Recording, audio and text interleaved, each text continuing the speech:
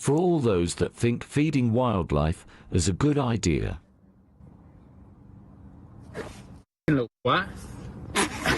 After an increase in reported fox sightings, the city of Mississauga is once again asking residents not to feed local wildlife. We are observing mostly an overuse of bird feeders and putting food on the ground. Some people will even leave like a bowl out for the wildlife. Unfortunately, yeah, wildlife are, they're amazing to watch, but we encourage people to watch them from a distance. And we don't encourage you to put out food to encourage them to come closer. It gathers all of the prey into one area.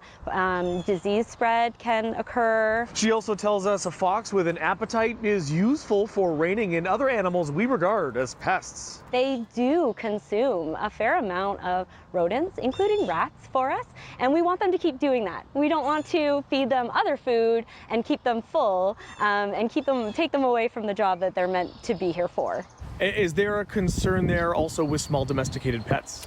Sure. So foxes are omnivores and they are also opportunistic. So that means they eat both meat and non-meat products.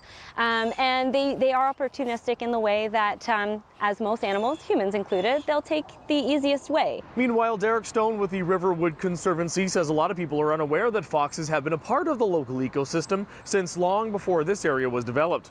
He agrees feeding foxes can add an element of unpredictability to their behavior. They can become kind of adapted to taking food from humans, and that's not a good thing. It can create some unpredictable behavior, and again, particularly in predators, that can create situations where they're interacting with humans negatively. Interactions like this.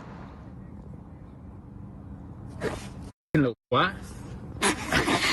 Social media can sometimes make it seem really fun for us to feed wildlife because we get to see them close up. However, that is when we see animals reacting badly. The city is also asking residents to be careful with other less deliberate feeding that can happen from garbage, vegetable gardens, or fruit trees.